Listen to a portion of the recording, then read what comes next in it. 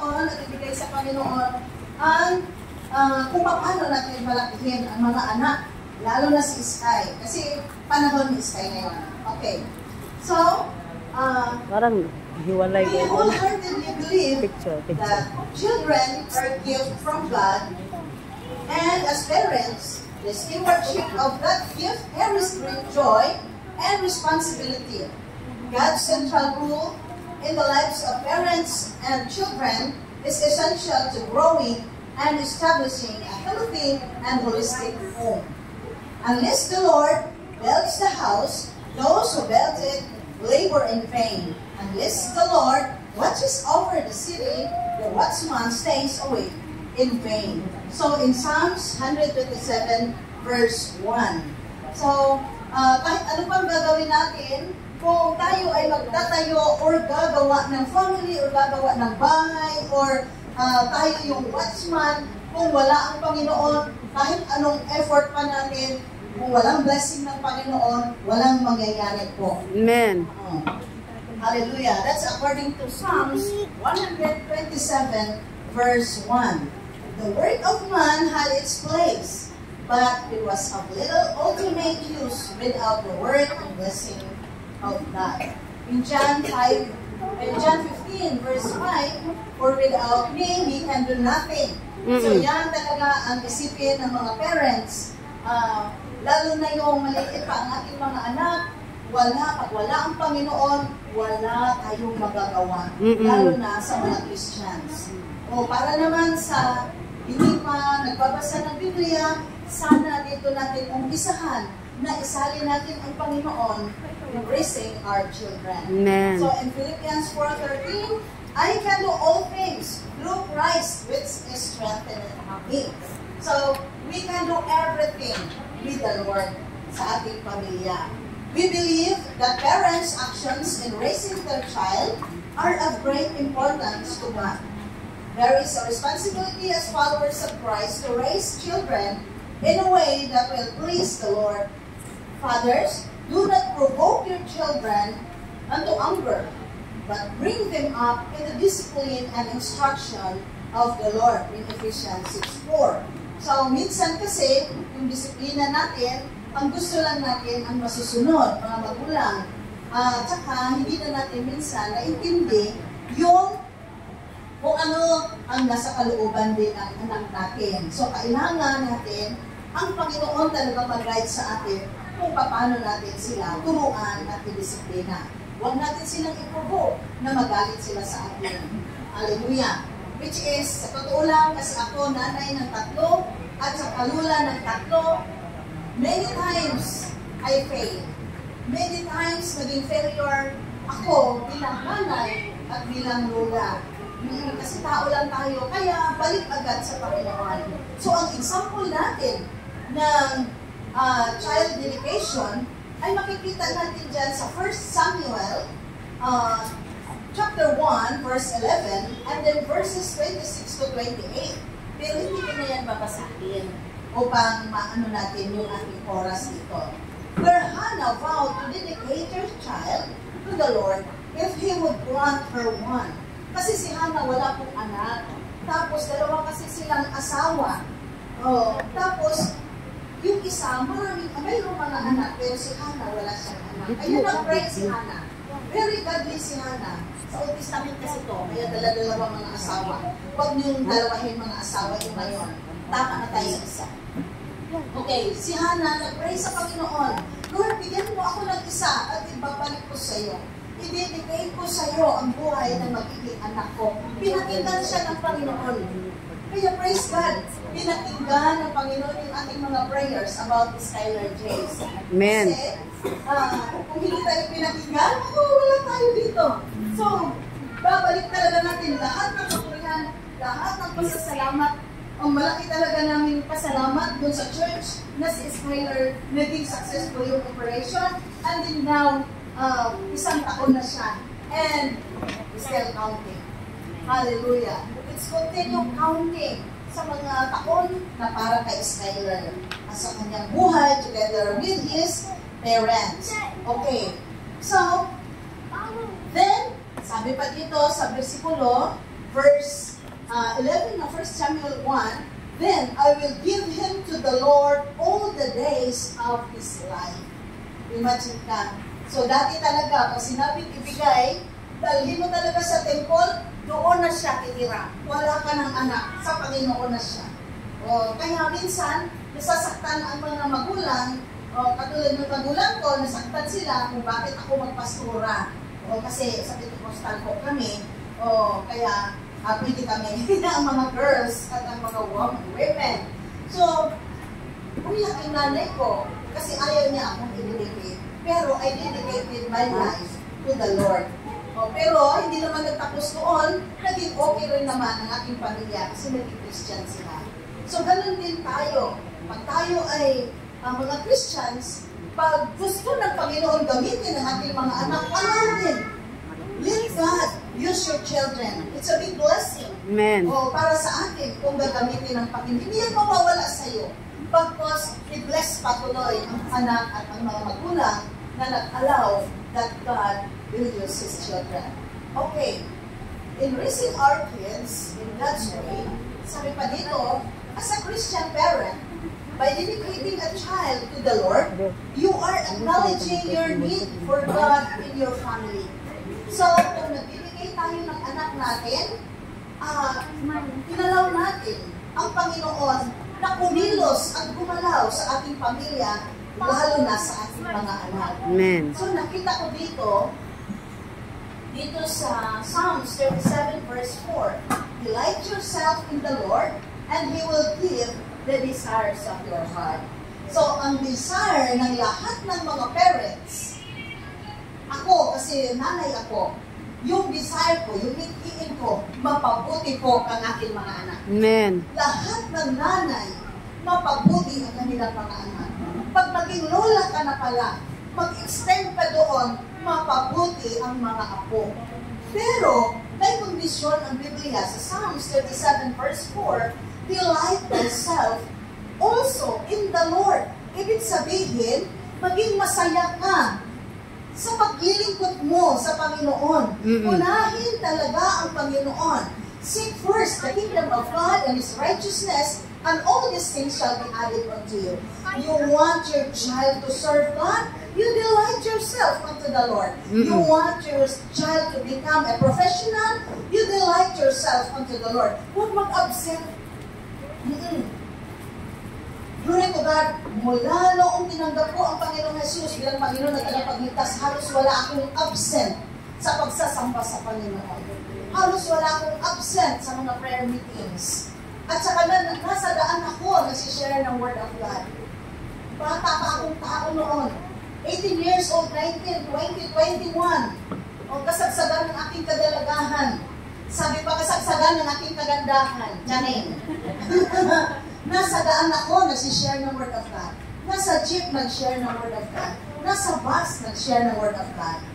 And then, alam nyo, itong sinabing, delight yourself in the Lord and you will give the desires of your heart. Nangyari yan. Kasi ang desire ko talaga, Lord, makatapos ang mga anak ko while serving you. We will send them to school. So, ang isa, teacher, ang isa, seaman, ang isa, magiging doktor na. Hopefully, si Sky maging doktor din. Amen. Hallelujah. Yes, Kasi ito ang first time na ako yung mag-dedicate ng bata dahil yung asawa ko may sakit. Actually, sabi pa sa Bisaya, supler ako. Paano yan? Ang sama na sa... Yung parang sab lang. Sab pala ako. English pa rin. Sab pala ako kasi si pastor talaga ay may malukhang sakit na Lord. So praise God. Sa totoo lang, basta masaya ka sa paglilingkod sa Panginoon, mga anak mo, ang desire mo na maging successful sila. Now, they are almost successful. Amen. Hindi ko pa masabing grabe ka successful. Hindi pa naman sila nalipat ng bahay. Pero, sabi pa, meron na silang puhunan sa sarili nila. Amen. Kaya ang prayer ko na naman ngayon, na sana ang mahanap nila may puhunan din. Gano'n naman, di ba, nanay? Ayaw natin, naman anak natin, pinaaral natin ang gusto. Pagkatapos, basta-basta na lang, hindi yung pagmamataas. Yun ay desire. Yun ay mithiin ng puso ko. So, yung isa si man, siguro hindi din si woman ang maging asawa. Oo. At least man lang na katuwang din sa paglilingkod sa Panginoon at saka sa kanyang profesyon. Meron din. Oo. Sabi ko pa, ang pag-aasawa kasi, hindi, para kasi business yan para sa akin. Napaka-practical ko, pastora. Business kasi ang tingin ko doon. Na, tumingin ka, humanap ka naman, hindi ka maluki. O diba, mga mothers? Pero hindi tayo doon mag-dwell. O, sa tingin mo, Lord, ang ating desire. Amen. Tapos, sa doktor naman, sabi ko, sana makahanap ka din ng doktor, anak. Kasi masakit sa akin na 9 years ang nag-aaral. Pagkatapos, in Jesus' name, doktor din. Okay. Hallelujah. So, patuloy tayo. Para sa mga parents, we believe that your child is not only yours. Hindi po yan sa inyo lang. Mga anak ko ay hindi po lang sa akin lang. But truly, a gift from God. Amen. Kasi yung iba, hirap mga anak. Oo. Kaya pag nakaanak ka, that's a gift from God. That's your reward according to Psalms 127. Okay. We are earthly stewards. Ingat tayo ha, we are stewards. Kailangan mahalin natin. Kailangan i-raise up natin ang maayos mga anak natin. Kasi tayo ay tagabantay lamang. Ang pinakamay-ari ni Skylar ay ang Panginoon. Ang pinakamay-ari ng lahat ng tao ay ang Panginoon. Kaya pag sobrang masaktan, sobrang, mag-suffer yung bata, nasasaktan ang pinakamay-ari sa langit. Kaya, gawin natin magaan ang buhay ng mga anak natin. By God's grace, siguro yung ibang anak ko nabigatan kasi hindi niya naintindihan, pero so far, ang mga ibang anak ko naman ay nagkakaanan kasi naintindihan nila. Okay, pagaanan natin dahil hindi atin. Sa Panginoon po ang ating mga anak. Tayo po ay earthly stewards. Okay, behold, children are heritage from the Lord. The fruit of the womb, a reward, sabi ng Psalms 127. Like arrows in the hand of a warrior are the children of one's youth. Blessed is the man who fills his quiver with them. He shall not be put to shame when he speaks with his enemies in the gate. In Psalms 127, verses 3 to 5. Okay, ilapag ko muna ito. Importante kasi ito. Pag tayo mga magulang, tayo po, dahil hindi nila alam kung anong kurso kukunin nila. Mga magulang, huwag kayo magsabi, kasi ay mananay, anong plano mo sa anak ko? Ay, sila lang nagpaplano sa mga anak sa buhay nila, which is not good. Tayong magulang ng mga Christians, i-guide po natin ang ating mga anak. Amen. Yung mga kurso po ng mga anak ko, sa totoo lang, siguro 90%. Ako yung nagsabi sa kanila at nananalangin. Anak, kasi ikaw magaling magsalita, mag-picture ka upang ma-share mo yung talent mo sa iba. Oo, gagamitin ka ng Panginoon sa pagtuturo. Maraming matututo dahil sa'yo. Number 2, ikaw anak, kasi hindi ka masalita. Hindi ka masalita, anak. Siguro magsinan ka. Sabi niya, nag-aral mo na sa PUP, aral ng business management. Kasi, late kami magpa-enroll, hindi pwede mag-engineering. Sabi, sige, kuha ka muna ng kahit anong kurso daw. Next na semester, pwede ka nang kumuha ng engineering. Okay. Noong nandun na si Elgin, hindi siya marunong magbintang. Tapos, business management, kinain yung kanyang pang-IGP, kinain niya yung Cloud9, sabi ko, anak, IGP yan. Sabi niya, ba't alam mo yan, ma? Sabi ko, natural graduate din itong nanay mo. Huwag mo namang maliit masyado. Sabi ko, ba't ka kumain yan? Ipibinta mo yan. Sabi niya, bayaran mo na lang ito, ma. Hindi talaga ako marunong magbinta. Sabi ko, anak, tumigil ka dyan sa management na yan. Oo. Kasi mahirap tayo, wala naman tayong puhunan. Wala tayong puhunan, mag-negosyo ka, negosyo mo, mag-umpisa ka sa barbecue, anak, yung mukha mo, hindi ka kaya pag-barbecue sa daan. So, anong gagawin ko nga? Magsiman ka. Gusto mo ng puhunan? Magsiman ka upang malaki ang iyong magiging puhunan kung gusto mo maging negosyante. At least you are mature enough to start a business. So, magsiman. Ngayon, itong isa, sabi ko, anak, kasi matalino ka, sabi niya, ako gusto ko talaga mag-doktor ma. Sinang-ayunan namin lahat yun. So, kailangan anak doon ka sa UP kasi mahirap tayo, wala tayong pera. Praise the Lord, tinugon ng Panginoon. So, ibig sabihin noong Psalms 127 verse 3 and 5, ikaw yung naghawak sa pana, yung anak natin ang pana. Oo. At ikaw yung mag-shoot kung saan mo gusto siya dumating. Sabi ko ba, isinyot ko yung aking mga anak, ikaw mag-teacher, ikaw maging seaman, ikaw maging doktor.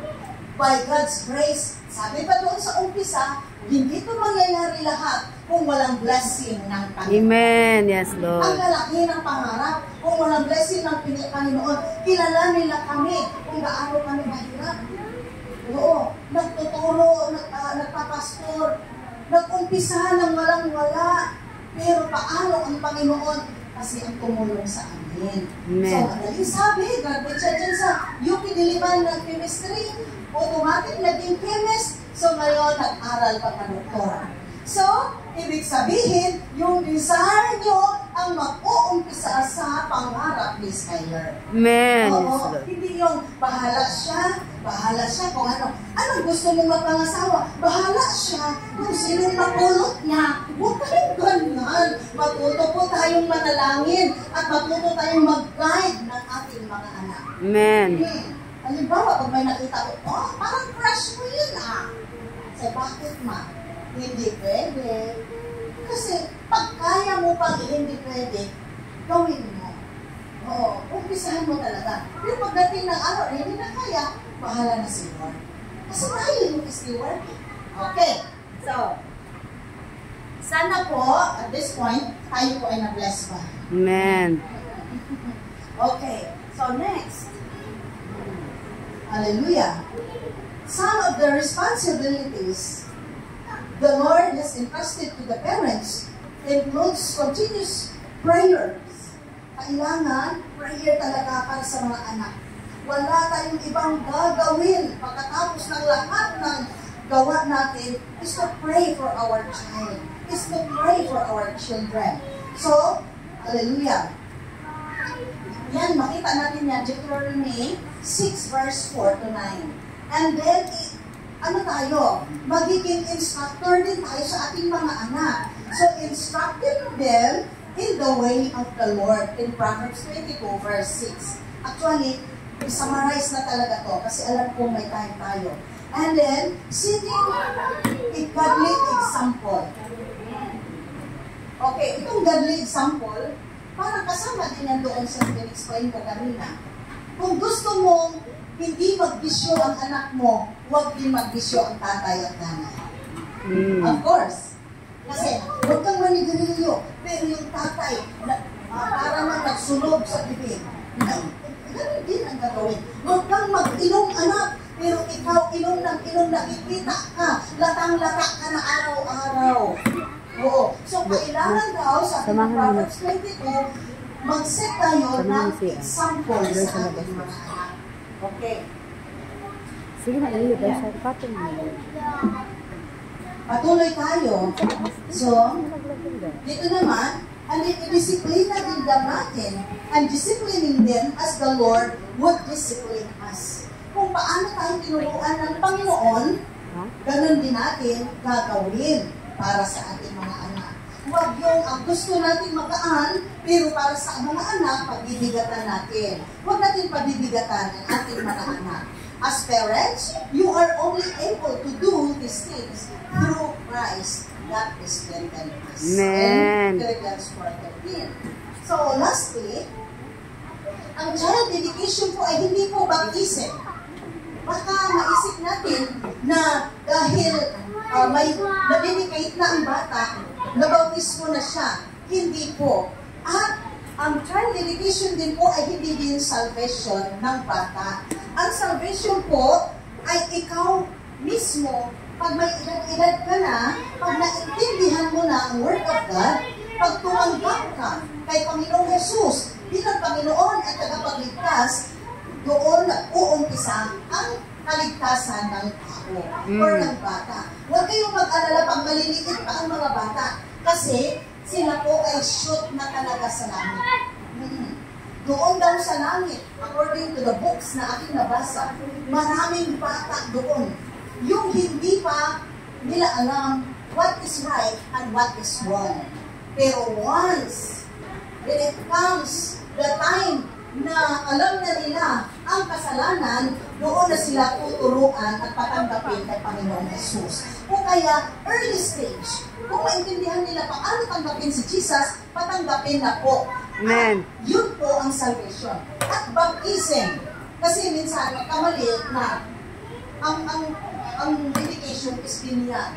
Binyag is baptism. Baptism po ay desisyon ng tao upang ibautismo siya, susunod siya sa yapak ni Panginoong Jesus. Okay.